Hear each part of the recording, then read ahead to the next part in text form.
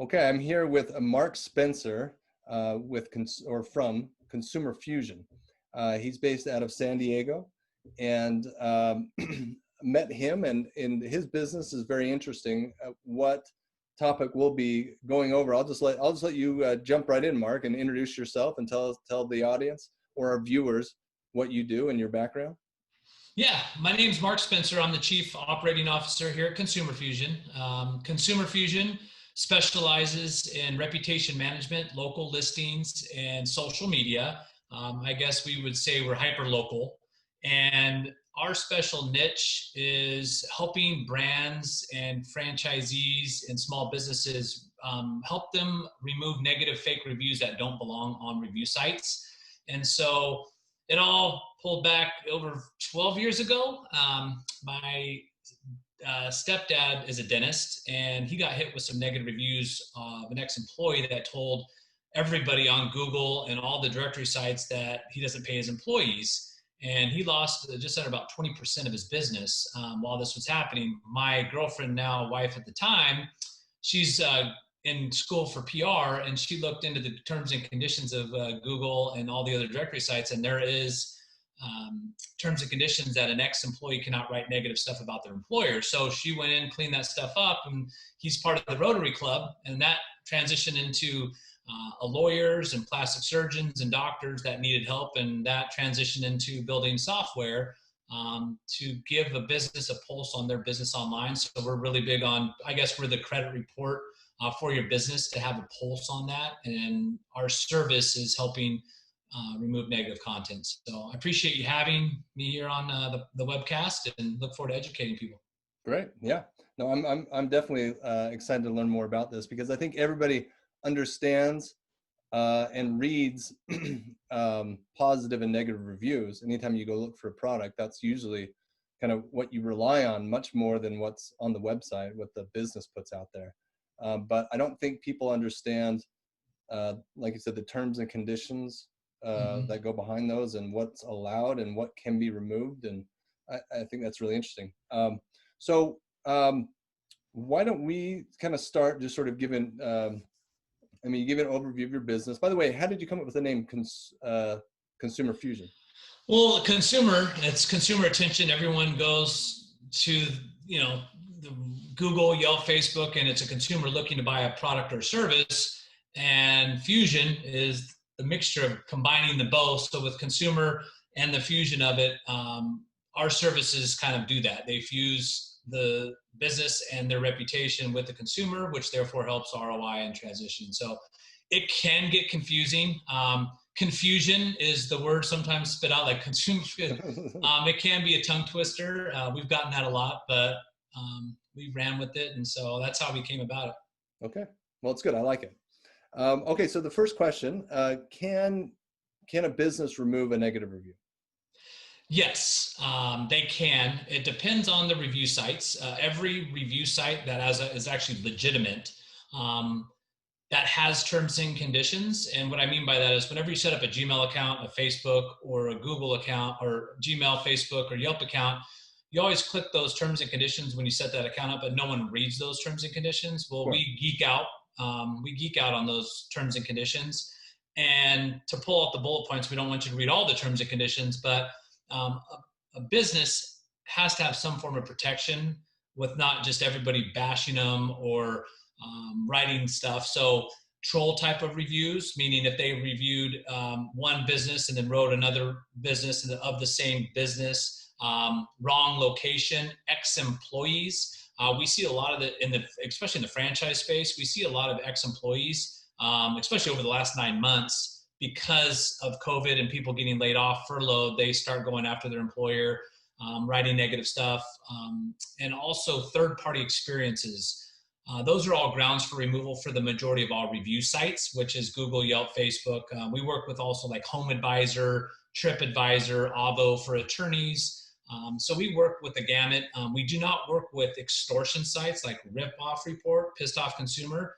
Those are more pay-to-play types of sites that, hey, you pay me 10 grand, I'll remove it. There is no terms and conditions, because it could be firsthand, it could be whatever. So we don't play into that game. We work with the directories directly. to negotiate and pick out the idiosyncrasies of why it violated, because Google, Yelp, and Facebook don't have the manpower to police the reviews. So I guess you should say we're the police of the Wild Wild West, so to speak. Wow, that's interesting. So an employee, if I'm hired somewhere and I get fired, I cannot write a negative review about my employment experience on that site. Well, they do, but we're there to ensure the business that it's going to come down. So if they state, I used to work for ABC Auto Repair Shop. I don't recommend working there, or they didn't pay me my final check. That is immediate grounds for removal. We call it the low-hanging fruit that our teams clearly states there. And it states it there sometimes, or competitors. We see competitors as well. But yeah, an employee cannot write a negative experience about their employer. I see. Is that because these sites want it to be a consumer experience? Like, tell us about. Correct. Okay. Yeah, that makes sense. Okay, so what is the best way to approach a negative review, and how does it differ from each site on each site? Well, there's Google, Yelp, Facebook, and those are the three major ones. And once I tell you those three major ones, you can apply those to the other review sites that I mentioned. Google's different than Yelp. That's different than Facebook. Google, you actually can chat to a moderator. So with Google, first off and foremost, you always want to respond to the review, both positive and negative. 90% of consumers actually read the business owner's responses, both on the happy ones and also, or the negative and the positive ones. So the most important thing while you go through the dispute process is get a business owner's response up immediately and try to rectify the situation. Do not turn it into a double negative. So when a negative pops up, you want to kindly devalue the review by responding saying, "Hey, Christian, we're so sorry you had this negative experience. We pride ourselves on having the best customer service and the best auto repair shop in city and state. Please reach out to," and always have a phone number and always have an email. So that way a potential client that runs across a negative review sees that, hey, this business owner responded within 24 hours and this business owner is trying to reach out to rectify the situation. They're more apt to say, okay, it's a negative, but they're trying to rectify it to where they would pick up the phone and use your auto repair services. So with Google, you want to just flag the review. And then after you put up the response, you want to flag the review within the business page. You have to wait 7 days. And then from there, you can chat with moderators. They're all outsourced to India. And you can pick out why it violated. Sometimes it might not be a third-party experience, so it might stay up there. We cannot remove all negative reviews. And so with Google, having that owner's response and then start the dispute process with the moderators, and they determine if it comes down or not. It is a manual process. You cannot automate that. With Yelp, it's a whole nother animal. With Yelp, whenever you, let's just say, respond to both Google, Yelp, Facebook, the reviewer is notified. But with Yelp, it's a little different because you can privately message Yelp as well. Once a negative comes down off of Google, Google does not notify the reviewer that it's been removed. Yelp is all about the consumer and making sure that they're writing the review in a firsthand experience and it stays up there. So if we get a negative removed, we don't celebrate too much on Yelp because the Yelp customer support emails the Yelper to say, hey, we took this down because it violated this, this, and this, but this is how you can rewrite the review to where it sticks. So Yelp notifies the Yelper once it comes down. So we don't celebrate too much. But with another good thing though, on a positive with Yelp, and I know in the franchise industry, Yelp is kind of like a bad word. But with Yelp, you can actually privately respond to the Yelper to try to rectify the situation offline.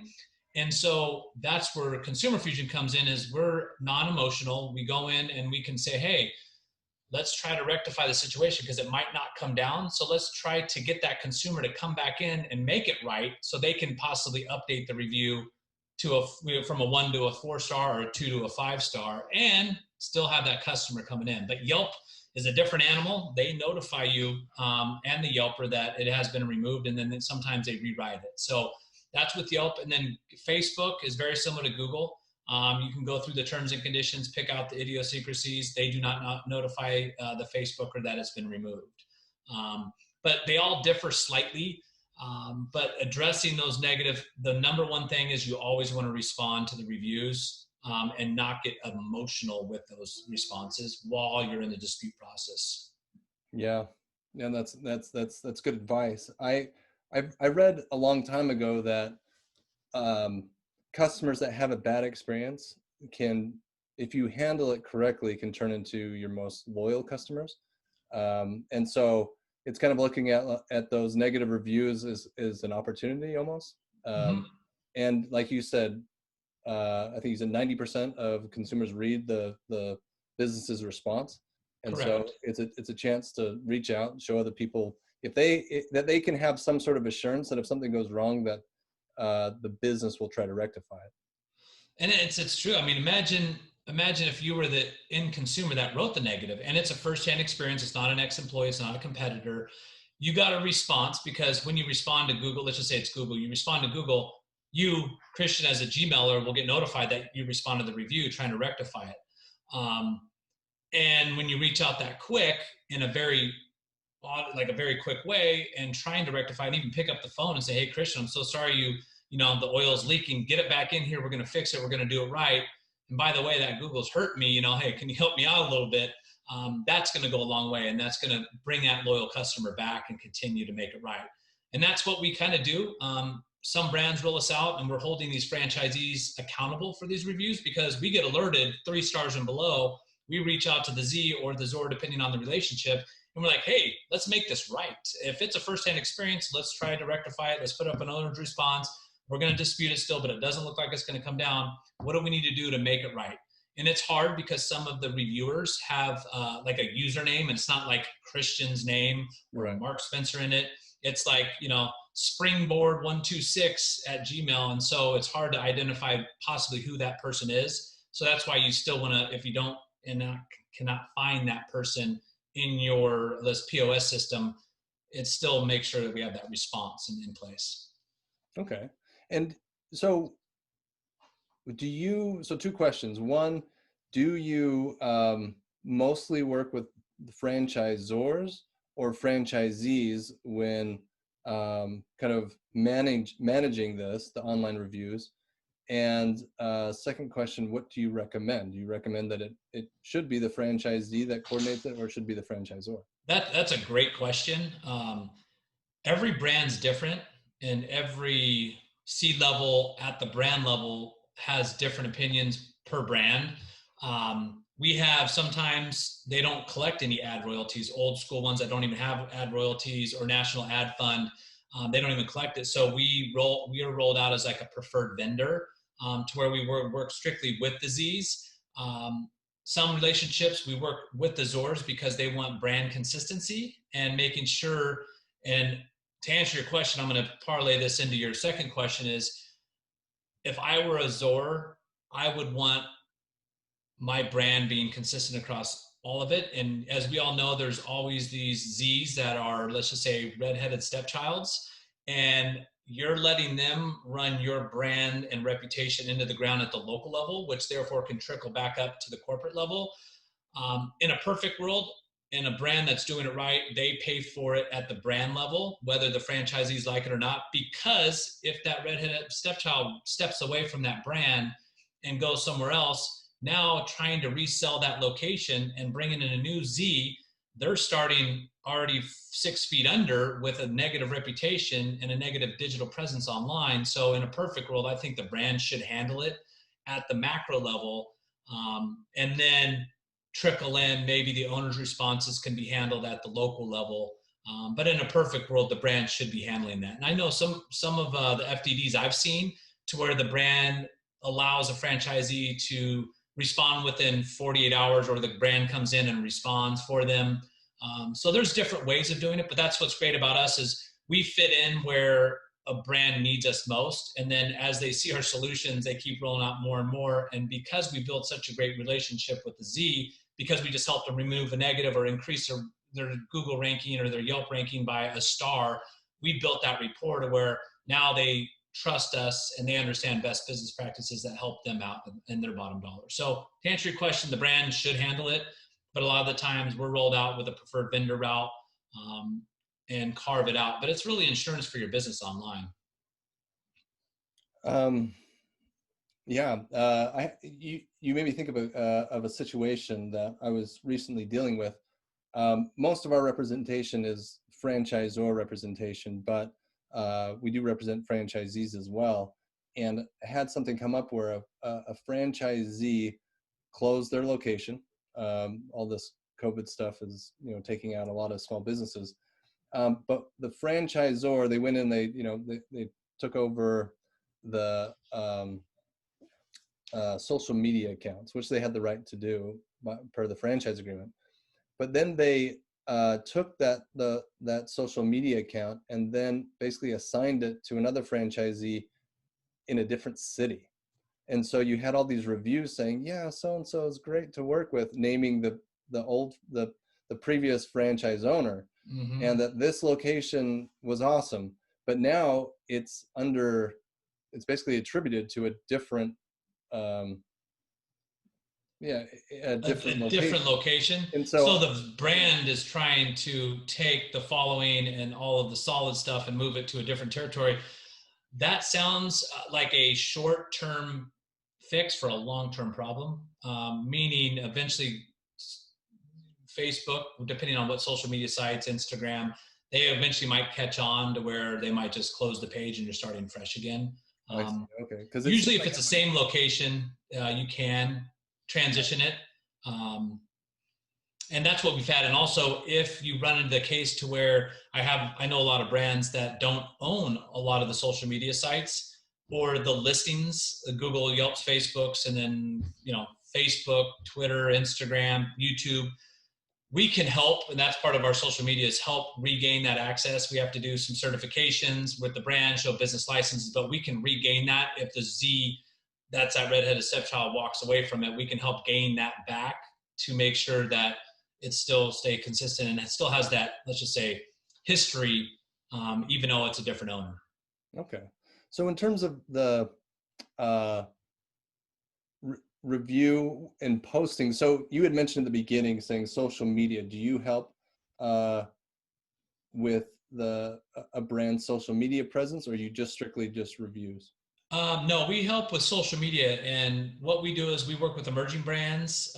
We work with brands that already have hundreds of locations in place. And so our platform provides to where, whether it's the micro or the macro, posting, schedule out posting, and then we have a private library. So right now we're working, or for instance, we're working with a medical situation to where the ZOR really wants to make sure that their services don't step the boundaries of saying they cure stuff. So we have an airtight parent-child role to where the Z can put up something, but it can get approved by the ZOR, and then it can be approved to get posted live. But it can be scheduled out postings. We have private libraries that the Z or the ZOR can pick from.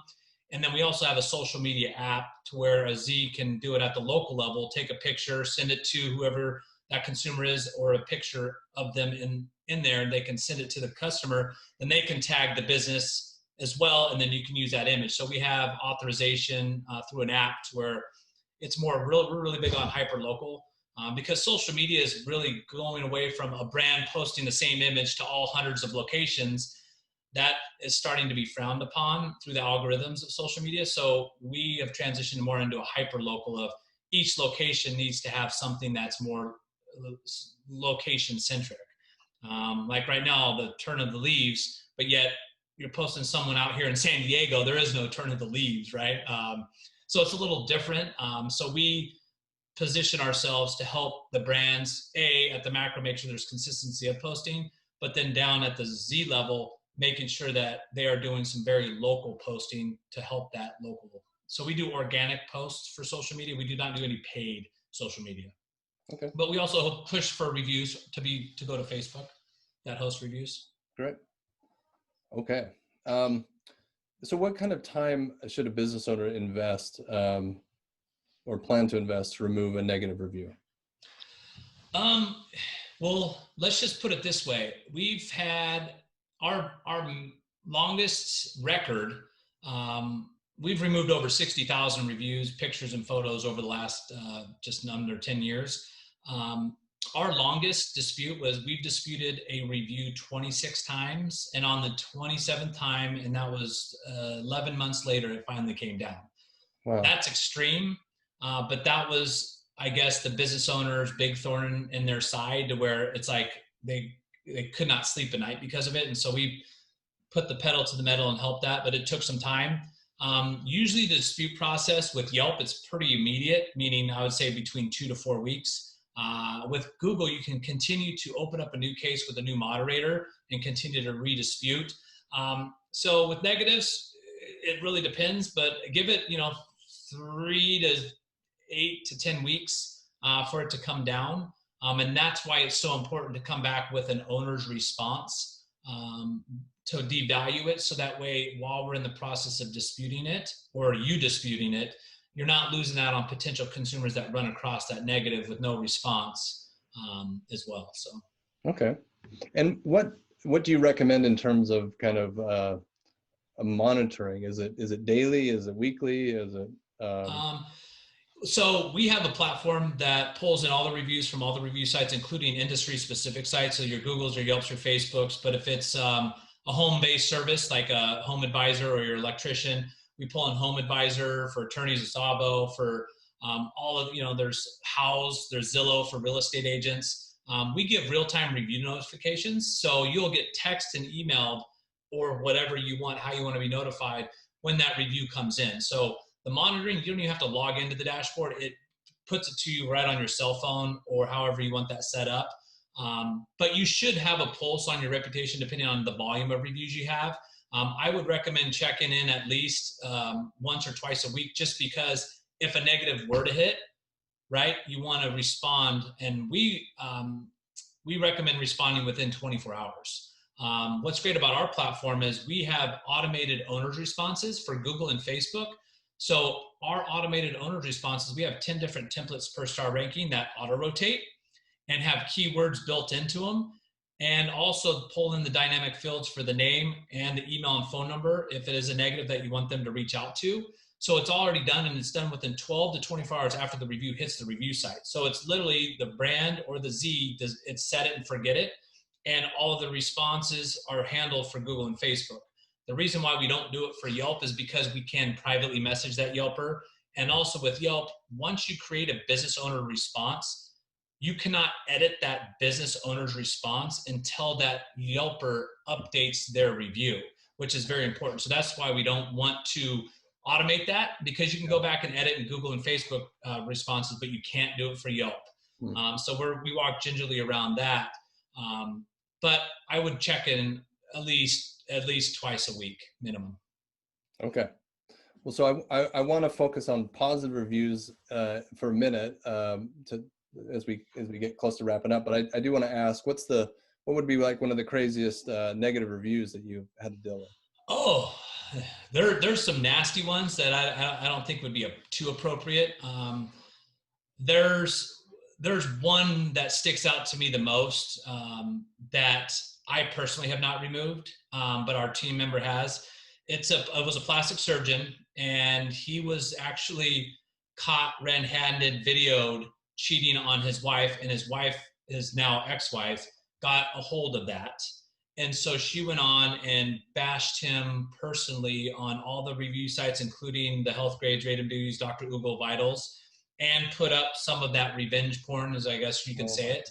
And he lost, I think he was up to 75, before he contacted us, he was up to about 75% of revenue down, because you'd go on there and you'd see all the stuff, and he's and for us as Consumer Fusion, we have, let's just say, a fine line of business morale. We're not here to make a bad company look good. We're here to make a good company look great.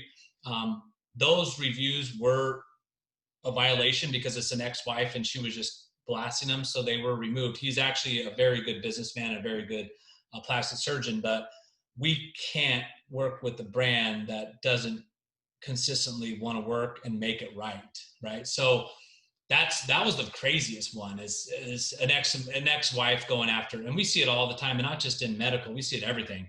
A bad breakup, a bad girlfriend, a bad boyfriend, they just come and bash their ex's business.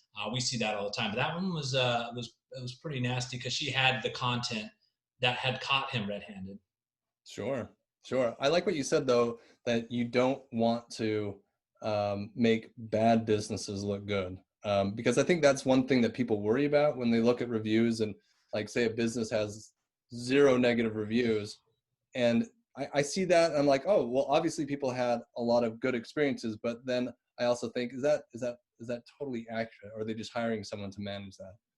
I'm with you. And that's what I'm saying is we have to go through the moderators. And if it's a firsthand experience, it is a firsthand experience and there's nothing we can do about it, but be on the neutral side of it, which is the owner's response. You know, we're playing defense with the negative review removal, and we're going to talk offense here in a second with the review generation, but that middle of the field of responding plays crucial. I mean, for us, you can look at our reputation. We're 4.9. We have a negative review with no content on there that we don't know who it is. We know it might be a competitor, but we can't remove it. And this is what we specialize in doing. It's just the nature of the beast. We can't remove everything. So we're not here to try to make that bad look good. We're just here to keep reviews honest. And that's our tagline, is keeping reviews honest. That's cool. It's a good tagline. Okay. So what about positive reviews? Because like what kind of impact can positive reviews have on a business? Well, once the consumer sees the responses, that's 90%, but 87% of consumers actually look to the reviews and other people's experiences before they make a buying decision, whether that's a product or a service. So 87% is not 100%. But the goal is when you are found, you want to have a solid foundation of reviews. And if you only have 1 or 2, you've been in the business for 20 years, there's an issue there. Because people want to look for word of mouth, and that's what reviews are. It's word of mouth online, and you want to see other people's experiences. And so we're really big advocates of not just playing defense or playing in the neutral field. You want to have the offense. A lot of people are, let's just say, like they're kind of worried to go into the offense because they might get negatives, right? Because if you're asking for a review, you can't do review gating. That's against Google's terms and conditions. So our review generation tool sends out a text and an email to you after a transaction, you know, asking, did you have a good experience? And then you have the Google and the Facebook buttons or the home advisors, and they might get a negative because that person might have been rubbed the wrong way. So that's for the defense. So there's some tentativeness that goes into positive generation. But it's important to be on the offense because, as you know, in business, you got to be on offense or you're not going to win the football game. So having the offense, but knowing that there is defense that we can help out with, and that's going to win the Super Bowl or win the game. And so we do have either we have an app that you can send a review request via text and email. We have our dashboard, and then we can also integrate with pretty much any API that will allow us to get in there to automate that for a brand or a Z or any POS system for that matter that will generate that automated for them. Okay, great. I actually heard Nick Saban say that offense is now more important than defense. It's getting, I mean, said that. It's shocking. Yeah, well, you saw the Bears in the Vikings game. Their defense can only go so far, but their offense, you know, sputtered. That's just the way it is. And the offense, you've got to be offense. And that's the way business is nowadays. And I'm not saying you need hundreds of reviews, but imagine if you had 5 reviews and you get 1 negative, guess what? You're dropping down to under a 4-star. And searches have gone up 200% when people put in the word best in front of, like, the best Mexican restaurant near me, right? Or the best electrician. Google only pulls 4 stars and up. So anything 3.9 and below, and I think that personally, I don't know if it's, but I think it's going to move to about 4.5 stars would be the word best moving forward. So the goal is to be on that offense, to be the best by having a solid reputation across the board. Sure. That's great. Okay. Well, so if someone needed your help, what kind of resources can you provide them? So the best thing is we want to just see where you need it, because there's not a reason for us to charge for you if there's not a need for it. So we do free consultations. We do free pilots. We do 2 free-month pilots, up to 2 locations. So they can test drive the car, see the difference and see the value in it. So we do two free-month pilots. You can come see me. My email is mark@consumerfusion.com. Again, that's mark@consumerfusion.com. You can visit our website at consumerfusion.com. There's a franchise tab. It's funny. There's a little video, a troll video, because we call them trolls online. It's a nice little video, but you can reach out to us. We could do a consultation and see where you're having any issues or where you need offense or defense or both, along with listings and social media as well. It's great. It's great. Well, before we wrap up, do you have any